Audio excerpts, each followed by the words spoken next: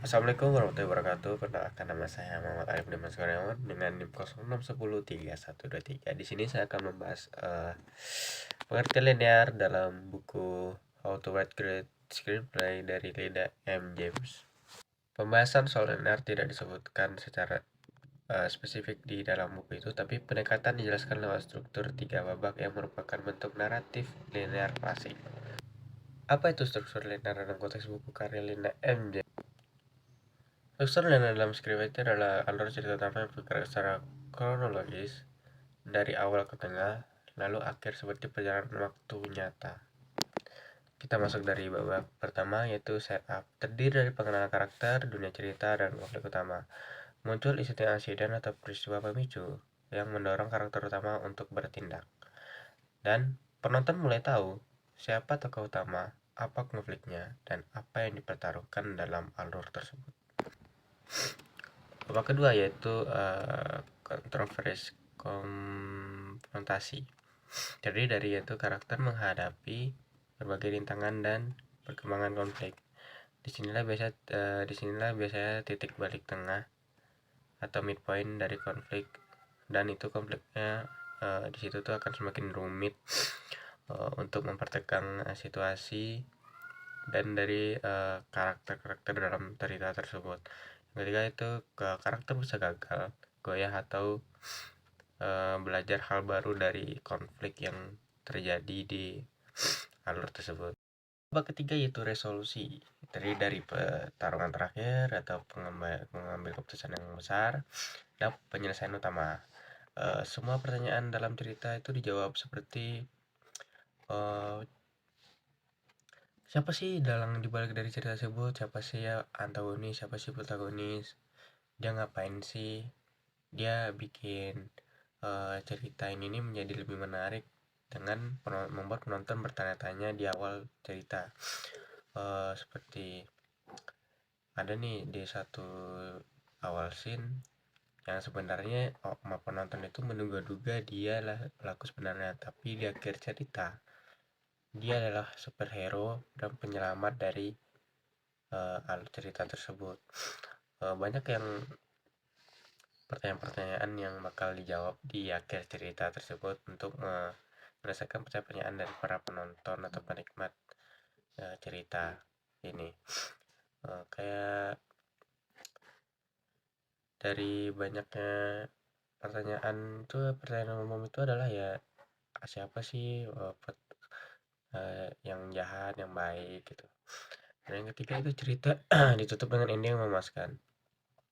Lagi juga penulis atau pengkarya atau sutradara yang ingin ceritanya itu dari awal sampai tengah itu adalah cerita-cerita yang sangat menyenangkan, happy ending, tapi di akhir cerita itu tuh mereka bisa membuat ending itu tuh menjadi bad ending atau ending sedih atau tragis. Di situ tuh tergantung sama continuity apa tidaknya dari cerita tersebut ke dalam ending.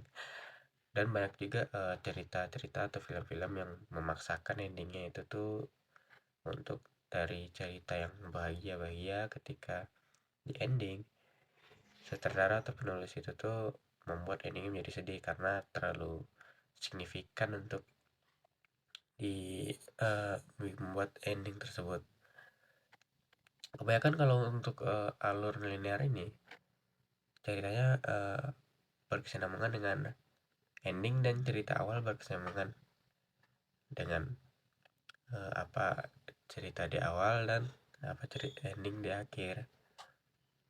Tapi itu tergantung penulis dan sutradara.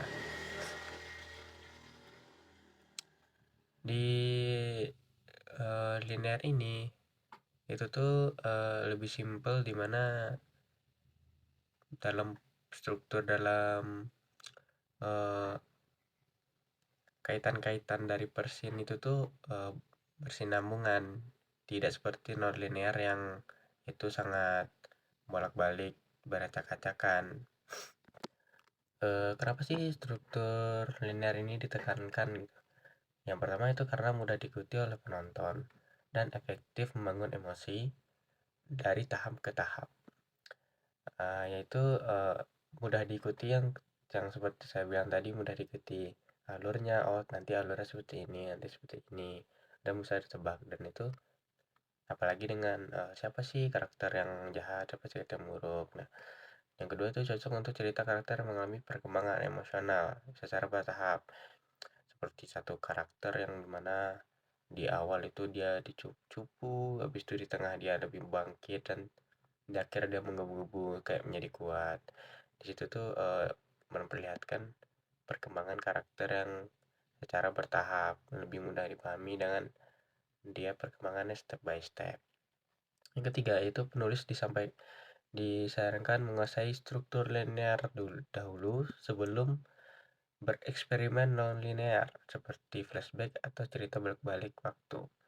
Nah, di sini nih poinnya adalah penulis naskah itu harus menguasai struktur linear dahulu.